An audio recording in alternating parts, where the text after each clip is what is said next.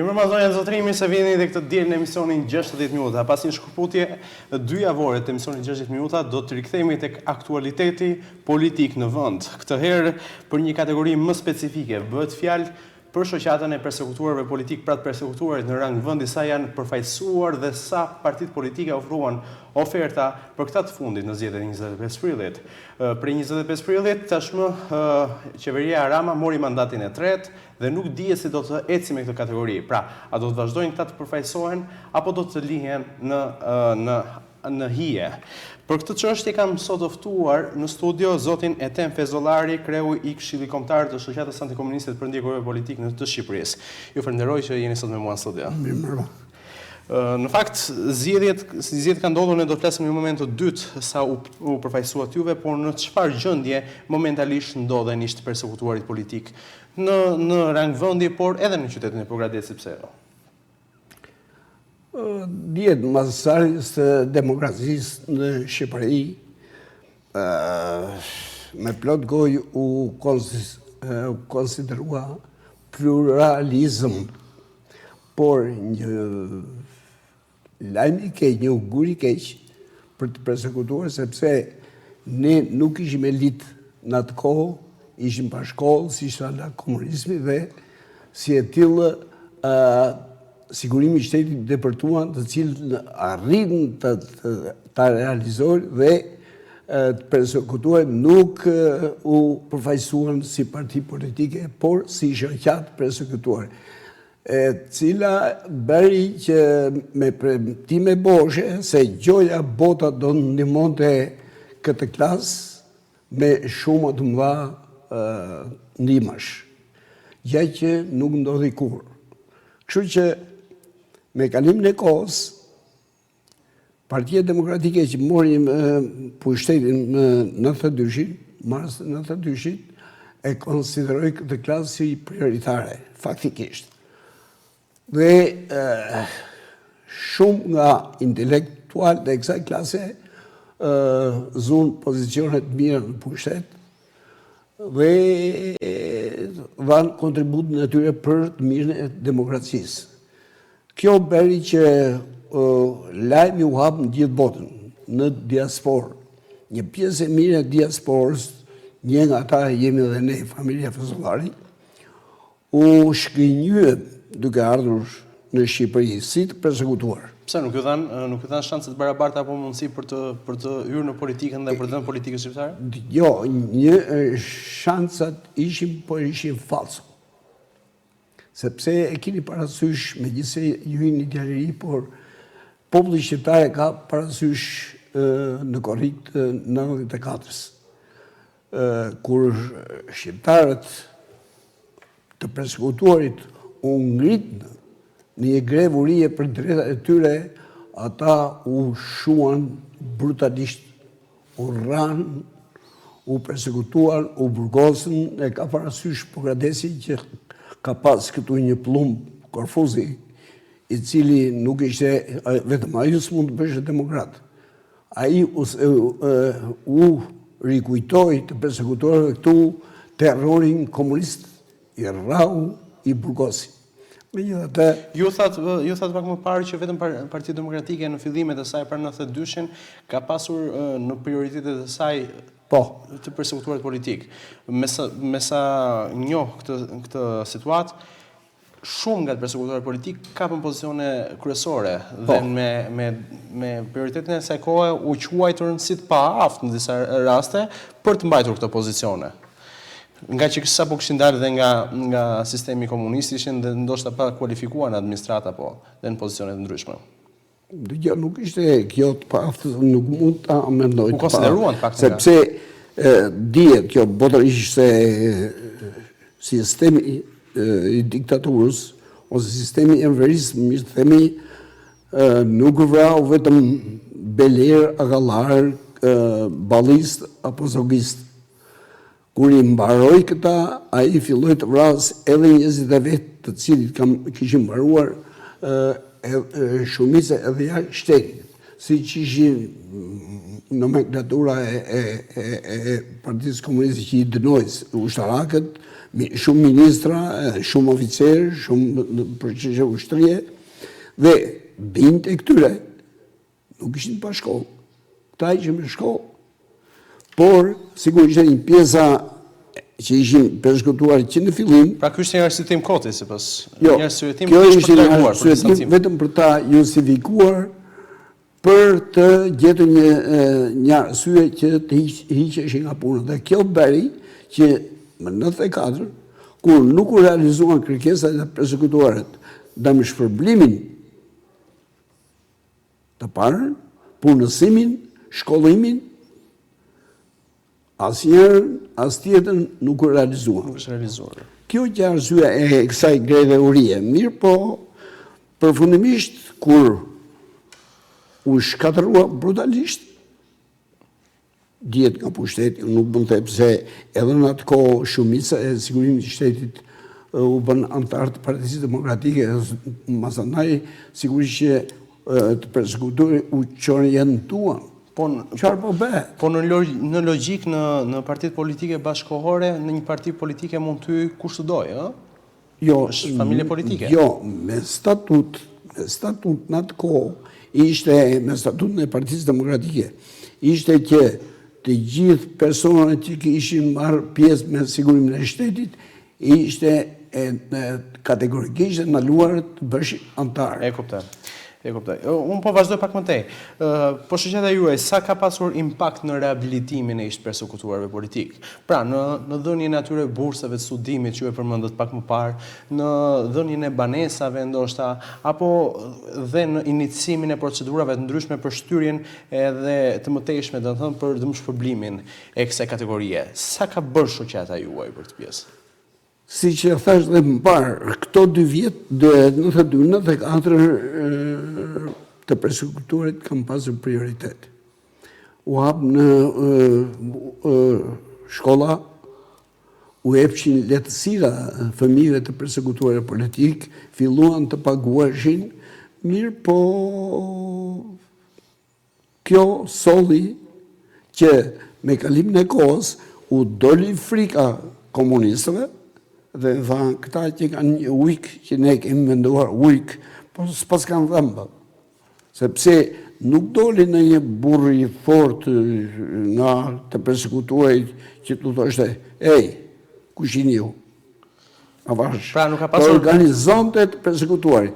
Një Pjetër Arabnuri që patëm ne në kryet të pushtetit, ai jo të ndihmonte të persekutuarit, por solli mas demonstratës, solli që përqau shoqatën e bërin një 6 pjesë. Po, do të qëndrojmë pak më vonë te kjo pjesë. Por duhet të kalojë në një moment tjetër. Deri më sot, përveç se të përfaqësuar, siç e thoni ju, nuk keni qenë, por sa jeni dëgjuar për problematikat tuaja? Dihet që tek të persekutuarit ka një sër elementesh të cilat nuk janë realizuar nga pushteti. Do të filloj që nga më elementare, që janë më thjeshtat, gjetja e vareve masive të viktimave të zhdukur nga sistemi komunist, apo dhe për të vazhduar më tej rritja e pensioneve, apo dhe shpërblimet për kategoritë. Deri sot sa jeni dëgjuar, se duket sikur asnjë nga pushtetet e mëpasme nuk ka sjell një impakt për këtë kategori, pra për ish persekutuarit politik. Jo, kanë kaluar 30 vjet dhe detyrimisht duhet të ishin dëmshpërblyer të persekutuarit. Se mbas 30 vjetëve 90% të atyre që kanë bërë burgje dhe internime kanë vdekur se vitet bëjmë punën e vetë. Kështu që dikush ka faj këtu. Unë nuk mund të them se e bëri qeveria e majtë, apo e bëri qeverisja e djathtë. Të dy qeverisja, sepse po të bësh llogari që Partia Demokratike ka mbajtur 92, 97, 97 dhe 2005 ka mbajtur Partia Socialiste, nga 2005 a 2013 ka qenë prapë Partia Demokratike. Pse nuk i dëmshpërbleu këta të persekutuarit? dhe sigurisht në vazhdim janë të majtët. Kjo bëri që Partia Demokratike ka humbur shumë elektorat nga të përsekutuarit për arsye sepse kanë mbetur të zhgënjur. Do të thënë një pjesë të humbjes së Partisë Demokratike ju e dedikoni zhgënjimit të kategorisë suaj, apo jo? Është kategorisht po, kategorikisht. Që një pjesë që janë të zhgënjur, janë të mërzitur se të rish dëgjoj me ligj është që të përsekutuarit që kanë bërë burgje dhe të internuarit nga 24 deri në 54 që kanë qenë me tel me gjemba, as edhe një nuk është paguar. Një person nuk është paguar, të cilën është me ligj që duhet paguhet. As një nga 6.200 të pushkatuar nga komunizmi është vënë që të paguhen deri më 8 vjet me 40.000 lekë vjetra ditën, po as edhe një. Por mirë këto familje që kanë qenë elitë e vendit, se nuk vrau e Hoxha çobenët. Sigurisht që vrau ata me shkollë, dhe po të shkosh histori, po të përshirë rezume, të gjithë kanë qenë elitë e vendit. Ish kryetar bashkish, ish komisar, policie, që mbaruar shkolla jashtë vendit, por me binjet politike antikomuniste, dhe këta i e grisharat të parë. Dhe edhe sot e kësa dite nuk u dihet varri se ku janë vrarë. Dhe tu është fajtor numër 1 Partia Demokratike për mua. Unë jam i djath, i mirë filt, se ndryshe të përsekutuarit nuk do më zgjidhin kryetar të asamblesë kombëtare të përsekutuarit politik, por për 5 vjetë që ishte Partia Demokratike në pushtet, 92-97, ne kemi gjetër vetëm 1/5 e shtrëve të vrarëve. E kuptoj. Do më thënë, si shqyve tha tjeni kryetari asamblesë përgjithshme të Shoqatës së Komisionit për Ndihmën Politike. Dhe di që shpeshherë ftoni përfaqësues së Partisë Demokratike në mbledhjet tuaja të mëdha kryesisht që bëhen. Çfarë diskutoni me ta? A keni diskutuar këto? A kanë marrë ata risjet përsipër në lidhje me zhgënjimin që ju kanë bërë? Apo nga ana tjetër, a ju kanë bërë premtime të vazhdueshme? Dëgjoj, ne e konsiderojmë Partinë Demokratike si të keqen më të vogël. Okay. Prandaj, kryesisht të përsekutuarit janë mbështetur me Partinë Demokratike. Dhe votën 70% e kanë marrë Partia Demokratike. Po ju nuk mohoni nga ana tjetër që mund të ketë parë Partia Socialiste. Por këto vota që ne jemi 30 me statistik, 35% të popullatës në Shqipëri janë të përsekutuar politik. 35%. Tani, vetëm këto të marrë Partia Demokratike, këto vota të marrë, është mjaftueshme për është mjaftueshme të mbaj pushtetin. Mirë po, sa përqind të këtyre 35% që janë të zhgënjur, sepse ta mbash tjetrin 30 vjet me fjalë boshe, do të thotë që më gënjeve njërë, është fajjot, më gënjeve së dyti, është fajim që unë të besoj. Dhe ka shumë element të kësa natyre, njerëz të kësa natyre, që kur janë mashtruar për të parën, të dytën, të tretën, pesën, të dhjetën, ata kanë bërë dorëheqje. Jo sepse votojnë Partinë Socialiste, por nuk vënë votim fare. Dhe këtu është... refuzojnë pjesëmarrjen. Këtu është, nuk është faj i Lul Bashës, por është faj i Partisë Demokratike në tërësi. Në tërësi në gjithë strukturën, thonë jo. Që nuk gjenë modalitetet që t'i afrojnë dhe njerës. Ta marrë këtë vot, ta thithë këtë vot. Dhe është e pamundur që Partia Socialiste të marrë 3 legislatura. E pamundur. Unë kuptoj këtë pjesë, unë do të ndalem pak më tej në lidhje me këtë situatë për çështjen e premtimeve, sa ju kanë përfshirë ata në programe partitë politike, pra por do të vazhdoja domethënë tek disa nga problematikat kryesore që kanë persekutuarit. Çfarë evidentohet kryesisht që është problematikë shumë e dukshme të persekutuarit momentalisht? Si paraqitet si në rang shoqëror në këtë kategori, kjo kategori sot? Një pjesë e mirë e persekutuarit në absolut janë shëguar nga pushteti në tërësi flas, si qytetarë të dorës dytë, për të mos thënë dorës tretë. Ka akoma të persekutuar që kur liruan nga burgu në fund në 90-s, akoma jetojnë për bunker. Dhe askush nuk ka qarë kokën. S'ka strejnë fare. S'ka. Fillimisht u dhanë disa banesa vullnetare, si që kemi ne këtu nga Kalaja, në shumë qytete tjera, u bëj një farë tentative për të rehabilituar këtë shtesë, por ngelin mes rrugës. Në kuptoj. Po nga Brezëri, ka pasur ofrime?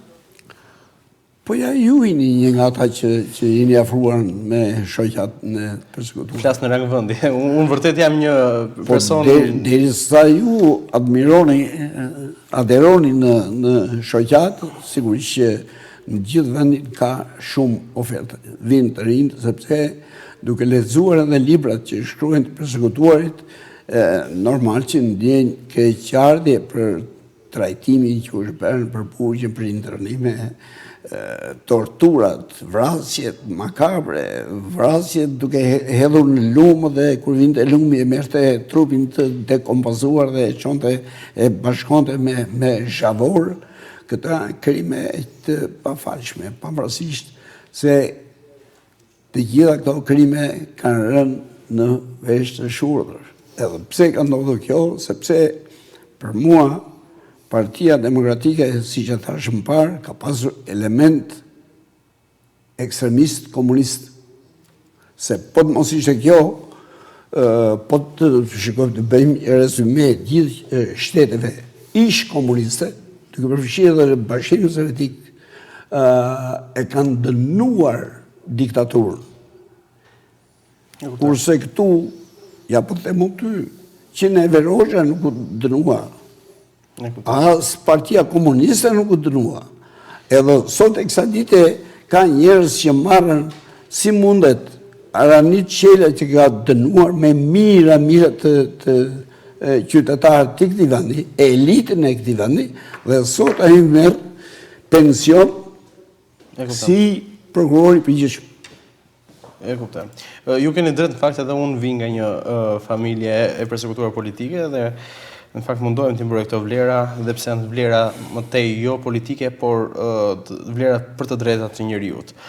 Vjoj më tej, do kthehemi pak në aktualitet dhe të kalojmë pastaj një mësirë të shkurtër publicitare tek çështjet e marrëdhënies së shoqatës antikomuniste për ndjekurve politik me politikën në këtë moment që flasim. Si janë këto marrëdhënie? A ka bashkëpunim të mirëfillt të nënshkruar ndërmjet palëve dhe me cilat palë momentalisht? Absolut jo. Absolut. Sepse e keqja është që ne jemi deklaruar me Partinë Demokratike. Pavarësisht, si që thashtë më parë që... Jeni deklaruar ju, apo ashtu është konsideruar nga publiku? Edhe opinioni. Por faktikisht nuk është ashtu. Ka shumë persekutuar që o votojnë për të majtën nga inati, o s'ven fare. Mirë, po kjo është një lloj, si të vesh, e të votosh për të majtën, po të mos vesh fare, dami i bëhet Partisë Demokratike. Kjo është arsyeja që... Do më thënë, ju e kategorizoni, mos dalja e të persekutuarve bëhet shkak që shpeshherë të ulet niveli i personave që dalin në votim. Je një rast të tregon, me që bëhet fjalë për zgjedhjet e fundit. Po. Ne, si të persekutuar, kishim vetëm një vajzë në Tiranë, e cila ishte rënditur numri 32. Në listën e kujt partie? Në listën e Partisë Demokratike. e 32-ta kisha mundësi dilte, ajo u mundua faktisht dhe me shkollë në Angli, 8 vjetë shkollë në Angli kështë marruar. Një vajzë brilliant. Dhe nuk mund më ne bëm shumë tentativa me Partinë Demokratike, edhe kryesisht me Bashën. Mirë po, klani dominante. Nuk lejonte brenda vetes të hynin elemente që ishin dyshimtë. E kuptoj. Atëherë do të kalojmë një hapësirë të shkurtër publicitare, por së pari duhet të them që të gjithë personat që dëshirojnë të marrin pjesë në emision nëpërmjet pyetjeve tuaja mund t'i dërgojnë nëpërmjet numrit të lançuar të telefonit në cep të ekranit. Publicitetet dhe rikthehemi për të vijuar më pas me zgjedhjet e 25 prillit dhe përfshirjen e persekutuarve.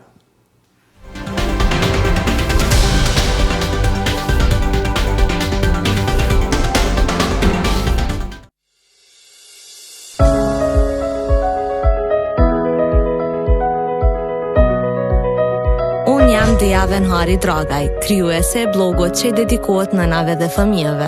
Rrugtimi të qenurit nën, përpos që ka shumë të mira, ka dhe sfidat duke filluar nga gjendja psiqike dhe çfarë konsumojmë.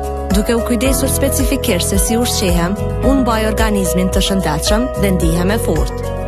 Andaj, për të rikthyer nivelet e rregullta të pH-s në organizmin tim dhe për të luftuar aciditetin, unë konsumoj ujin alkalin Active Plus. Për të mirën tonë.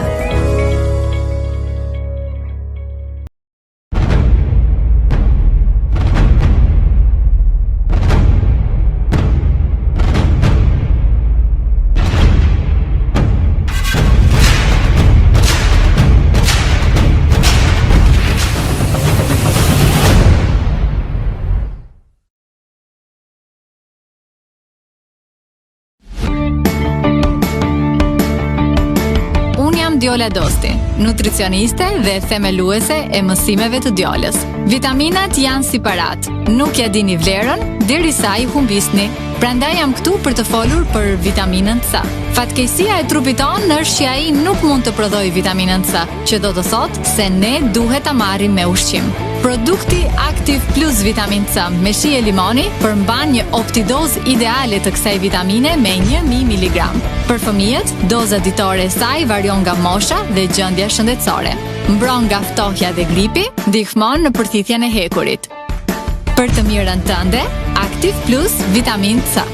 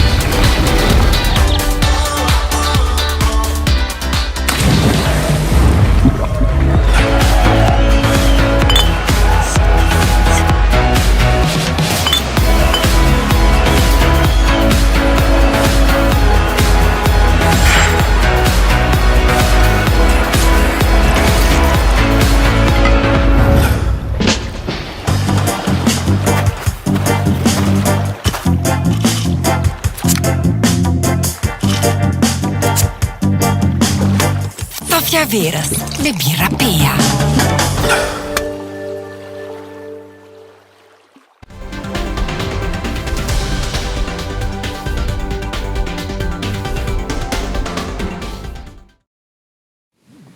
Zonjë dhe zotrinj, jemi kthyer sërish në studio me kreun e Këshillit Kombëtar Shoqatës Antikomuniste për ndjekurve politik, zotin Etep Vezollari, me të cilin po flasim për gjendjen e persekutuarve politik, por tani do të vijojmë diskutimin në lidhje me të persekutuarit në kontekst me zgjedhjet e 25 prillit.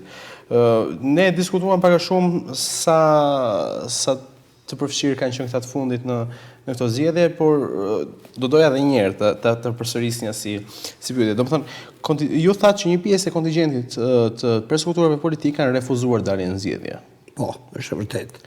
Po pjesa tjetër, e cila ka dalë në zgjedhje, mendoni ju, si mendoni, si keni analizuar, që kanë mbështetur Partinë Demokratike? Jo, nga të dhenet që unë marrë operative, nga gjitha një plasë vetëm po Grades. Deklaroj me bindje të plot që një pjesë jo shumë e madhe, po një pjesë votojnë për Partinë Socialiste. Sepse Partia Socialiste faktikisht është treguar një qik dorëshuar. Sidomos në prak të zgjedhjeve, sepse u gjen me që fukarallëku është masiv tek kjo klasë, u gjen në një punë poshtë në një punë provizore, dhe sigurisht që edhe ignoranca bën punë vetë, dhe në shkëmbim të votës. Këtë deklaroj botërisht. Pra janë përdorur dhe mekanizma të tillë. Unë kam njerëz që i kam ftuar në mbledhje dhe nuk kanë ardhur. Dhe këta janë ata njerëz që derisa nuk mekanizëm të vinë në mbledhje të shoqatës, do thotë që këta kanë devijuar. Dhe edhe shumë fajt nuk u vë, për arsye sepse janë shikuar me asnjë sy. E kuptoj. Unë duhet të paraqis një material, në fakt, me që përmendëm këtë pjesë, ndërlidhet me fushatën elektorale. Një nga socialistët më të vjetër, Panteli Majko, gjatë mbylljes së fushatës elektorale në qytetin e Tiranës, ka theksuar që nëse votohet Partia Socialiste për një mandat të tretë, do të ketë vijim të pagesave për persekutuarit politik. Ndiqim materialin numër 1 dhe rikthehemi përsëri në studio për ta diskutuar.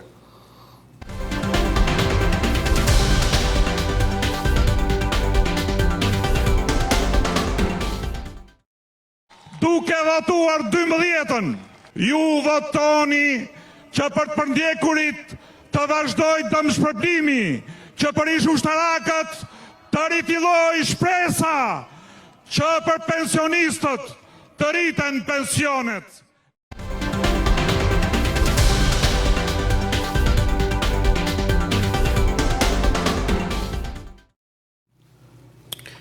A mos ishte ky premtimi i zotit Majko një mënyrë për të mbledhur dhe mbështetjen e persekutuarve?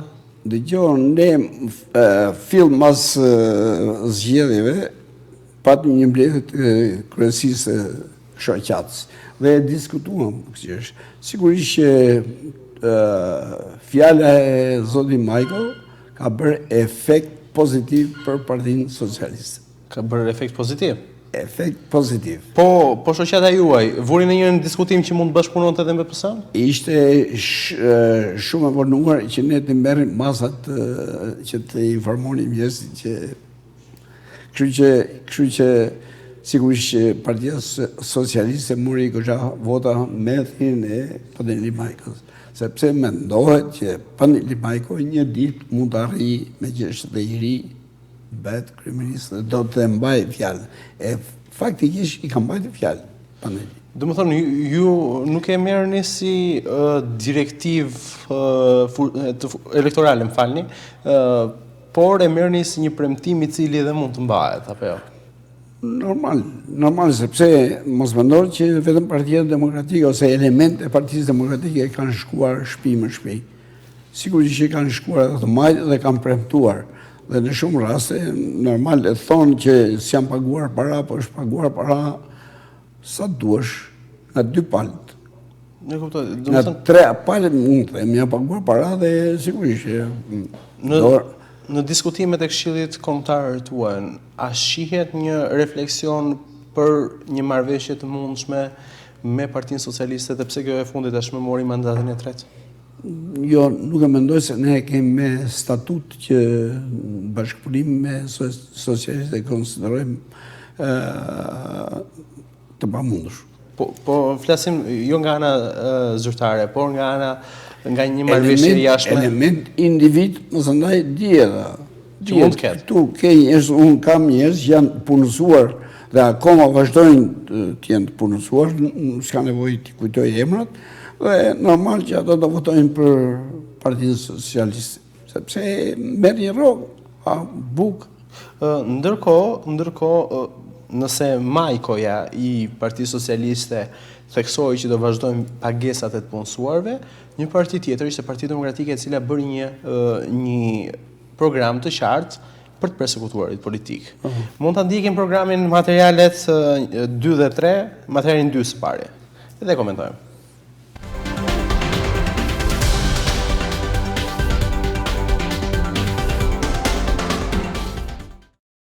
Ne zotohemi që brenda mandatit të parë të përfundojmë pagesat për familjet e persekutuara nga regjimi komunist. Atyre është bërë një dëm i pakthyeshëm në jetët e tyre dhe sa më shumë që e vonojmë të shpagim të vogël, aq më shumë rëndon mbi ne dëmi që është shkaktuar. Personalisht kam takuar të persekutuarit që sot e kësaj dite nuk kanë një gur varri ku të kujtojnë prindrit apo të afërmit e tyre. Prandaj angazhohemi që në ditët e para në qeveri të krijojmë instrumentin dhe fondin për gjetjen e trupave të njerëzve të pushkatuar që regjimi ogurzi komunist i la pa varre. Dhe ta financojmë atë deri në përfundimin me sukses të plot të këtij procesi dhe përmbylljen e tij brenda një kohe sa më të shkurtër. Qeveria e ardhshme do të ofrojë bursa studimi dhe kredit buta për banesa çifteve të reja nga pasardhësit e të përndjekurve politik. Ne do të subvencionojmë shërbimet shëndetësore dhe rrisim pensionet e të përndjekurve nga komunizmi, si edhe po shqyrtojmë mundësinë që të burgosurve politik t'ju jepen 100 euro shtesë mbi pensionet e tyre. Atyre që kanë vuajtur punën skllavëruese dhe torturat e kolonive ndëshkimore në minerat e Spaçit, e Qafbarit, do t'i mundsojmë një pension si të minatorëve për ato vite që kanë punuar aty. Shqiptarët meritojnë respekt. Historia jonë meriton të njihet dhe ata që kanë vuajtur torturat njerëzore meritojnë çdo kontribut për të pasur një shoqëri të vetëdijshme si parakusht për suksesin dhe mos përsëritjen e të kaluarës. Ne do të dënojmë gjitha simbolet e komunizmit në Shqipëri dhe do të fusim sistemin arsimor edukim të veçantë për këtë periudhë të errët të historisë tonë. Rrëfimet dhe ditaret e burgjeve të burgosëve politik nuk do të kenë një fond veçantë, por mbi të gjitha një vëmendje të veçantë për edukimin e të rinjve.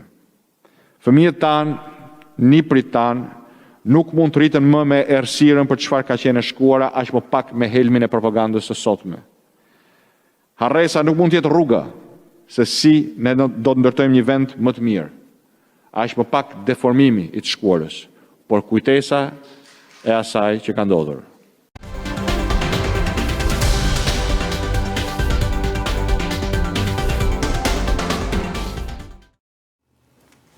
Pra, zoti Basha para zgjedhjeve ka dhënë një program të tillë, vetëm një pjesë të programit, ndoqëm nëse do na dalë edhe koha televizive më të ndjekim me pjesën tjetër.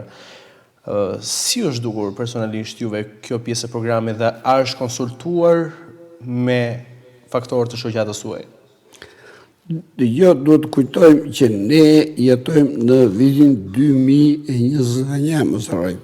Dhe demokracia ka ardhur që më 19 i thon 31 vjet. Këto premtime janë përsëritur e ripërsëritur shumë herë. Por on the end, në fund, ku janë? Pse mbas 30 vjetësh duhet të premtojnë qoftë Partia Paneli Majko apo qoftë Lulzim Basha? Pse nuk i realizuan deri tani, po ta kishin serioz se kjo klasë duhet ndihmuar. Kjo klasë duhet rehabilituar. Si gjithë shtetësit e tjerë. Por fatikisht një pjesë e mirë e shoqërisë shqiptare i konsideron të persekutuarit si tradhtar, të cilët s'është e vërtet kanë qenë patriot, kanë dhënë jetën për këtë vend, por atë ka për politika 46 vjeçare e diktaturës që ti konsideroj këta njerëz si element armiq të këtij vendi, jo të vendit. Se në emër të popullit bërë çdo gjë, u vra, u pre, u doq, u shkatërrua, u konfiskua, po kush e pyeti popullit? Dhe mos harro që ky populli i di këto gjëra. Dhe nuk i harron ato që janë për 46 vjet më parë. Dhe kjo bari që element serioz kriminal që i kanë bërë gjithë gjamën të persekutorëve janë akoma me pushtet. Dhe pa zhdukur këta nga pushteti, unë nuk them as i Vrasë as i Burgos, po t'i heqen nga pushteti, ne të vazhdojmë të vuajmë dhe të vuajmë. Vetëm persekutuarit apo shqiptarët? Unë flasë, drejse flasim, kjo emision është për të persekutorit, unë flasë për të persekutorit. E kuptoj. Do më thënë, nuk janë aq bindse premtimet e zotit Basha, Jo, të dy palve nuk janë bindse, sepse Basha ka qenë 8 vjet me pushtet para këtyre. Për 8 vjet ishin diskutuar, gjarat ishin bërë. Unë kam pasur një takim me Selamin, deputetin që doli tani, kohët e fundit. Dhe ai në emër të Partisë Demokratike foli shumë premtime. Më në fund unë i ndërhyra, sepse e kam, se thuash, e kam një mësim të kësa natyre që kam dëgjuar shumë dhe s'kam parasgjë. Dhe më në fund i them, zoti kandidat, unë e di në emër të Partisë Demokratike e flasëm shumë, por ti si person që ose del si deputet, qëfar dhe përsh ti si person, si deputet të persekutuarit? Zonës tonë. Dhe aji, vërtet, përfitoj shumë vota nga të persekutuar, për arsye sepse tha, unë të t'jem përfaqësuesi juaj nëse unë do arritë vetëm parlament. Unë je që ka penë dhe të thënë. Se sa do e mbaj fjallën, është punë e tia. Kam i pyetja, sepse nëse ym tek lista e qytetit Pogradesit, ishte dhe një vajzë, pra Anila Ysenbegasi, e cila përfaqëson të disi më shumë persekutuarit politike dhe kishte një vazhd familjare nga kjo kategori. Si ishte përqasja juaj ndërmjet zotit Jakuplari dhe zonjës Ysenbegasi? Unë atë vajzë edhe sot nuk e di si fytyrë, jo me të më kërkon dhe një takim. Se si punoj, se ku vajzë, se ku shkoj, ku ti kërkoj votë, unë nuk e di. Vetëm e djoha si person, nuk bëri, si thush, bëri ftesë që ne të vinim e të diskutonim për çështjen e votës për këtë gocë. Pra, do të thënë, ka qenë paka shumë aneksuese në këtë logjikë, apo jo? Nuk e di, së mund t'ja asnjë lloj shpjegimi për këtë person. Kam ndjekur me vëmendje deklaratët e shpeshta të kreut shoqatës në rang vendi zotit Çika, Nebil Çika, i cili shpesh eri ka kërkuar memorandum mirëkuptimi apo memorandum bashkëpunimi i Partisë Demokratike për funksionim të përbashkët. Deri ku ka qenë ky bashkëpunim i panënshkruar që nuk u nënshkruar as në momentin e fundit?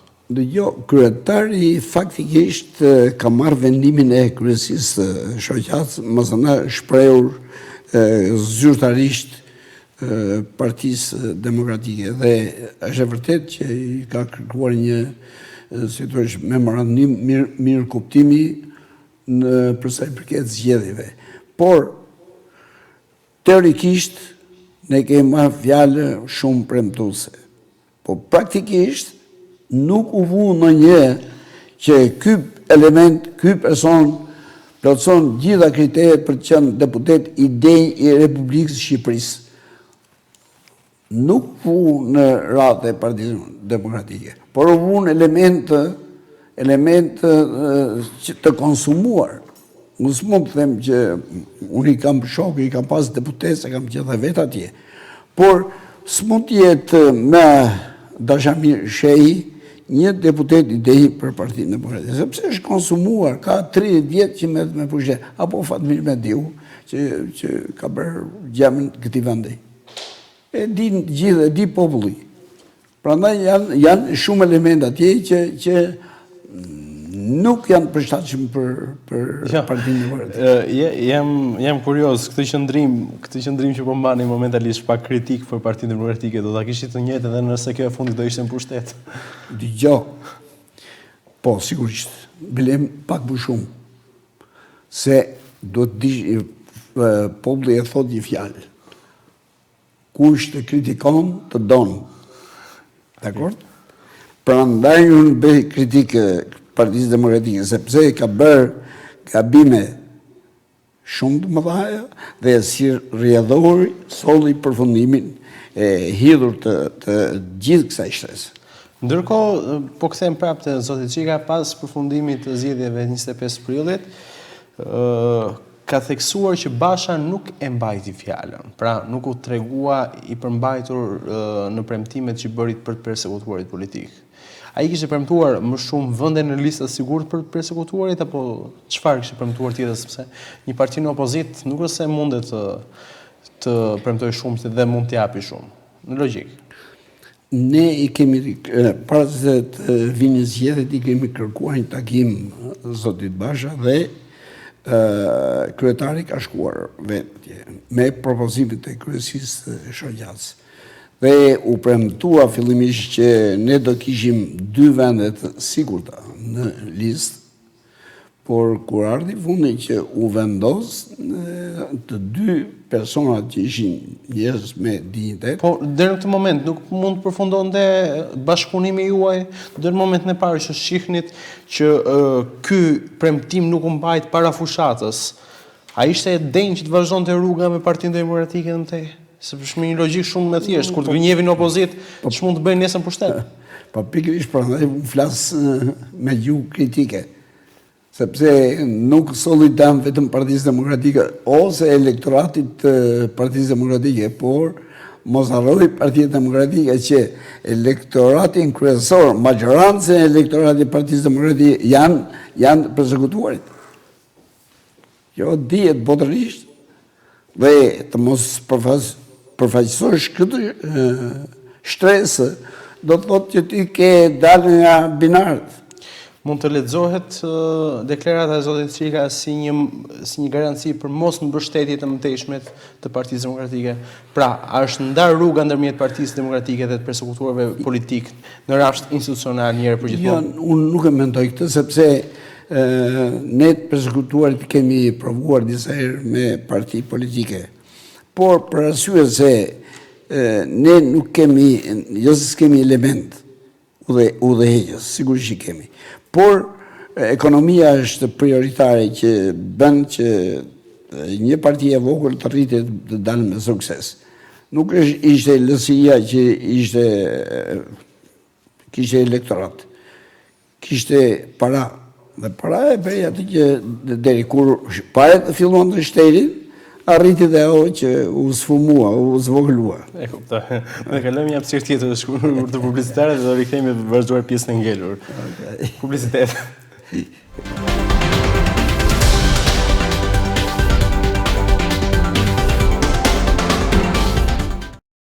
Kafe turke.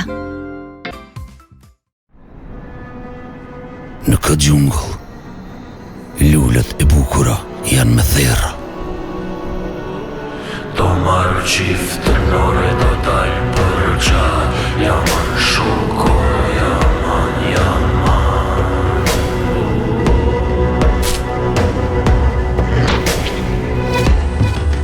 Grejzat nuk pyesin fort kur marrin erë. Gjarpnat janë mjeshtër të manipulimit, derisa nuk dalin shqiponjat në gjallë. E drenusha nuk njihet kur më gjallë si kur e shehluanin. Kamshori, fshin, qka ti del për para. Grabitqarët dalin nga strofulli, e ti varet për shka ke dalë.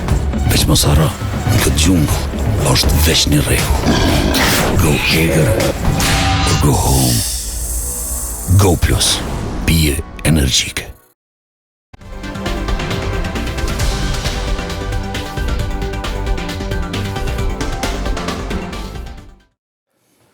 Miq, u rikthyem në pjesën e tretë me Ethem Fezollarin, kreun e përgjithshëm të Këshillit Kombëtar të Shoqatës Antikomuniste të përndikurve politik të Shqipërisë.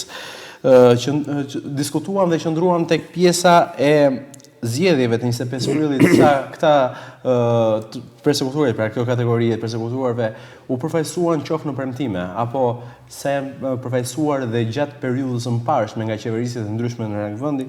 Në fakt po diskutojmë edhe në lidhje me kritikat që zoti Fesollari po ngre në këtë studio, qoftë për Partinë Demokratike apo dhe qoftë edhe për Partinë Socialiste mbi mos mbajtjen dhe mos realizimin e këtyre premtimeve. Do të vazhdojmë më tej tek ftesat. Pra, ju personalisht si individ, duke qenë se jeni kreu i Këshillit Kombëtar të kësaj shoqate, pra përfaqësoni një numër shumë të madh të njerëzve, numri 2 i shoqatës në rang vendi.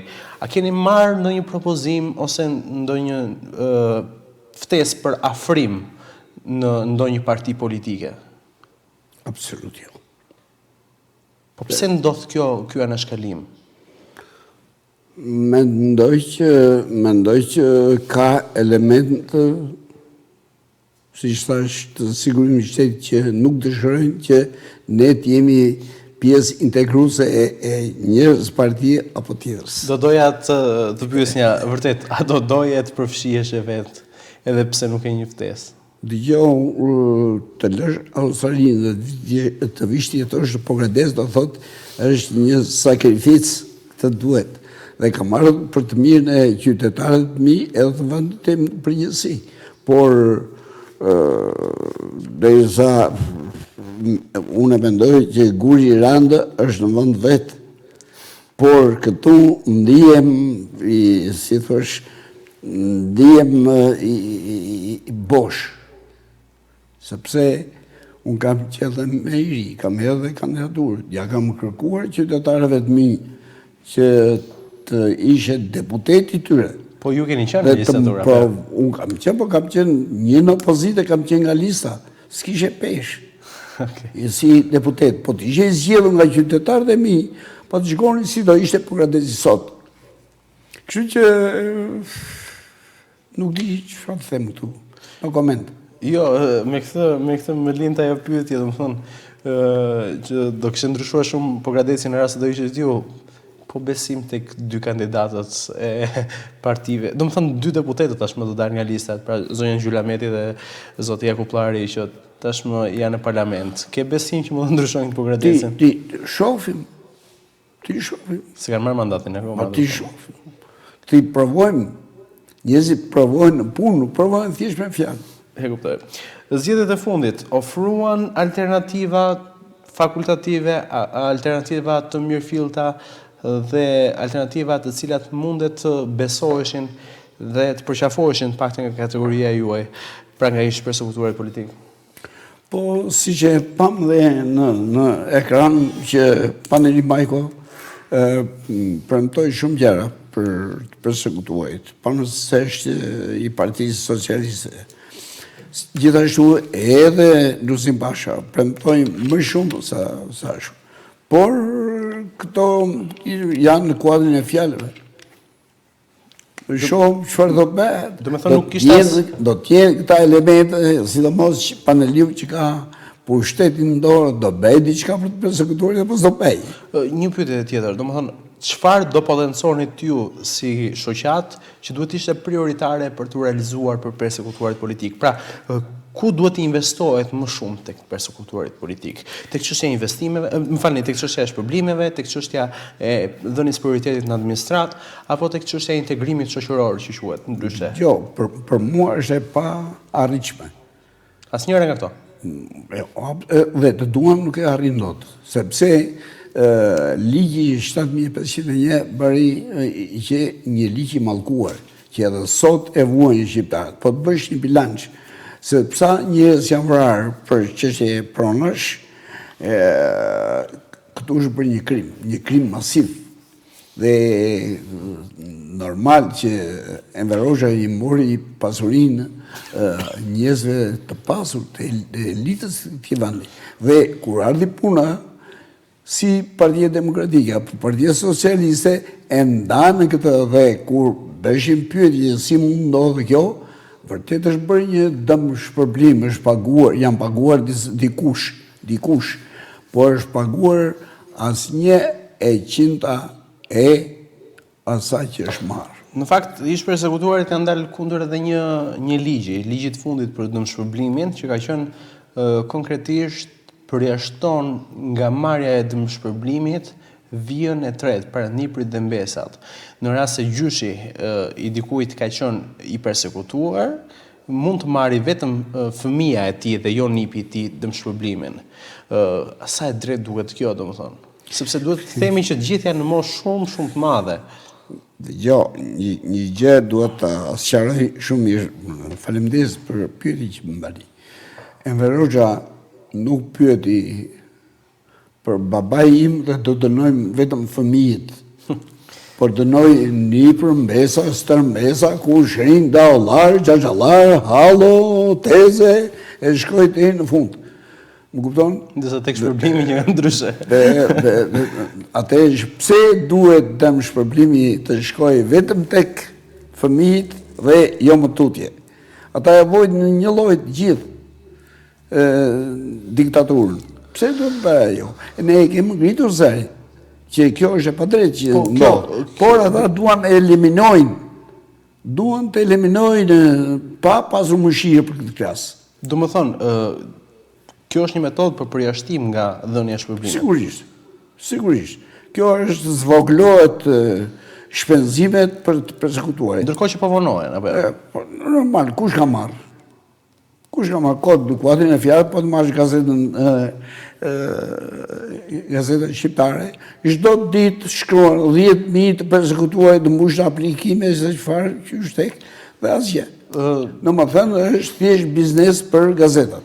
Vion për mëtej, domethënë një pjesë e madhe të persekutuarve, siç e thatë edhe juve, shihet se kur kanë mungesa në dosje, por nga ana tjetër është dhe burokracia shtetërore që her pas here nxjerr një akt apo një dokument të ri i cili duhet paraqitur për plotësuar dosjen. Po pse kur mbushet dosja, sigurisht vihet në Andres vjet dhe një numër telefoni, dhe po duan ata e kanë serios që të sjellin problemin përfundimisht, s'ka nevojë ai të shkojë në burokraci të vetë, të shkojnë në Tiranë, të çojë ato kërkesa që bëjnë, një telefonat dhe plotësohet. Sot funksionon elektronika. S'ka nevojë të ndodha këta burokracinë, si thuaç, të anashkalojnë të persekutuarit. Mos përfitojnë asgjë. Tani edhe sistemi i Albania mund të ysh online. Për të vazhduar mëtej, ne përmendëm pak ndarjen të persekutuarve, por edhe ju e thatë që historikisht në Shqipëri ka pasur 7-8 ndarje në shoqata dhe parti të ndryshme. Pse ka ardhur kjo?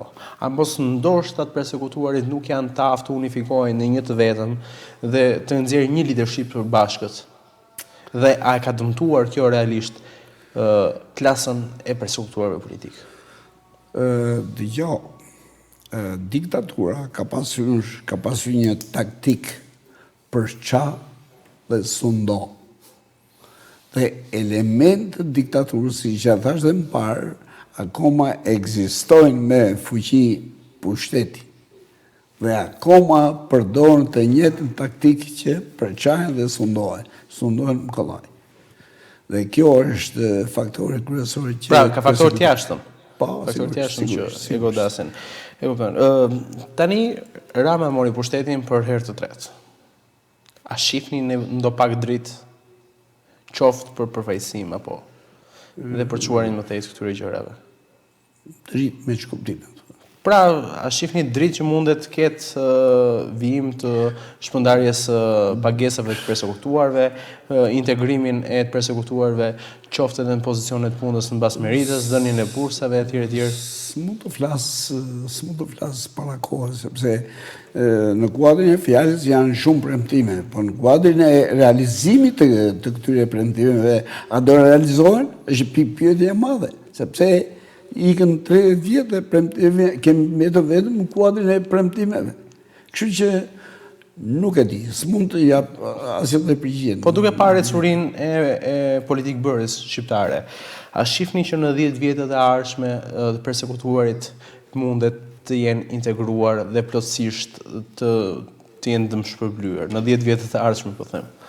Nuk jo, kur flasim për 10 vjet e ardhshme do thotë që 99.9% të atyre që kanë bërë burje dhe internime janë eliminuar, i ka rafshuar koha. E kuptoj. Është një pyetje shumë strikte. Kështu që tu ka vlera. Për të persekutuarit Partitë Demokratike apo Partia Socialiste? Kush do ishte më mirë? S'mund ta them. Nuk mund ta thuash këtë. S'mund ta them. Do them se Do thënë në vazhdon e zhgënjimeve asnjëri nuk në mund. lidhje me këtë duhet të marr opinion E kuptoj. Por në lidhje në qytetin e Pogradesit, si janë marrëdhëniet e shoqatës persekutuarve me partitë politike të ndryshme? Sepse tani folën vetëm në rang vendi, por si gjithanë në gjithë vendin një lloj. Një lloj një politikë shkëngar. nga ana e vendorëve ka pasur tratativa për mbështetjen e kësaj kategorie? Nuk mund ta përjashtoj sepse ka qenë këtu para kryetarit aktual, ka qenë i Partisë Demokratike dhe nuk pam në mënyrë specifike sepse ti trajtonte të persekutuar ndryshe. Ishin më të punësuar, më të trajtuar në lidhje me problematikat e të persekutuar. Kryetari aktual nuk e di si mund të them, nuk kam di këta që janë të persekutuar janë punësuar një 3-4 të persekutuar. A është mjaftueshme? Ishin në punë dhe kjo nuk i hoqi. E kuptoj. Prandaj e konsideroj pozitivat. Nuk i hoqi nga puna se ishin persekutuar. Janë në punë akoma. Ju keni ndërmarrë veprime për të takuar ndoshta edhe me kryetarin e bashkisë aktual dhe për të vijuar më tej bashkëpunimin dhe për të pasur sa më shumë bashkëpunim në sferat e ndryshme. Me thonë drejtën, unë përshëndes kryetarin aktual të bashkisë, për arsye se i kam thënë disa gjëra që kërkesë që më kam persekutuar në disa rrugët të lagjeve të qytetit dhe ai ka marrë masa të cilat janë punime sipër, por i parohen, por shtrohen. Domethënë një punë të tillë është bërë, nuk mund të mohoj. Kjo pyetje lidhet direkt me situatën tuaj. A ndihet shoqata antikomuniste të ndjekurve politik një faktor i cili mund të ushtrojë trysni në politikë bërjen e vendit? Pra, mund të shfaqe nisma, mund t'i bëj presion pushtetit në raste kur ky fundit konsiderohet sigur ka gabim apo diçka tjetër të ngjashme? Shumë e thjeshtë kjo. Ne si thosh, demin e kemi nga vetja. Sepse jemi të përqarë shumë. E sidomos vitet bëm punë në vetë, jemi bërë miq, krushqinj, kemi dhenë, kemi marrë, me komunist, jemi përsjerë, tani unë mbaj hatin tënë, hatin e tja dhe kështu që është vështirë të unifikohemi që të bëjmë faktor në vendimarrje. Ja, kuptoj. Dhe një pyetje e fundit dhe për ta mbyllur intervistën, mendimi juaj për zgjedhjet e 25 prillit, a keni një qëndrim zyrtar apo personal në lidhje me këto zgjedhje? I pranoni si rezultat apo dhe dilni ju krah opozitës Partisë Demokratike që thotë nuk pranohen si rezultat? Dhe jo, çdo qeveri ka drejtësinë e vet. Le t'ja lëm drejtësisë të flasë, të thotë fjalën e saj. Unë kështu e mendoj. Domethënë nuk do shprehni desa nuk shpreh mund ta gjykata mendoj se zgjedhjet ishin perfekte, kishte problematika sa dush, por le t'ja lëm drejtësisë të thotë fjalën e vet. Kaq mund të them. Zotë Fezolari, ju falenderoj që ishit me mua sot në studio. Falendes. Shpresoj t'ju kem përsëri në studio për çështje edhe tema të tjera, shpresoj dhe që disa nga problematika që ne ngritëm sot këtu nga kjo studio të vënë në vesh të pushtetarëve dhe pse jo të marrin një zgjidhje adekuate. Me kënaqësi unë ju falenderoj edhe për temën që kishit sot. Faleminderit. Të nderuar shikues, ishim edhe këtë diell në emisionin 60 minuta këtu në televizionin Sosat. Folëm në lidhje me zgjedhjet e 25 prillit, por duke u kategorizuar në një kategori specifike, pra ish persekutuarit politik, siç e tha dhe zoti Fezolari, është një numër i madh i tyre si votues dhe kontingjent të Partisë Demokratike. Po pse jo dhe një kontingjent i cili ka të drejtën e vendimarrjes dhe ka të drejtën të bëj diferencën në votime të ndryshme. Nuk dihet nëse mosbindja e përsekutuarve ka qenë një nga shkaqet e humbjes së Partisë Demokratike dhe fitimit të mandatit të tretë të Ramës. Këtë do ta analizoj dhe koha. Unë ju falenderoj që na ndoqët në këtë emision ditën e sotme dhe shpresoj të shihemi përsëri të dielën tjetër. Bashkënatë mirë.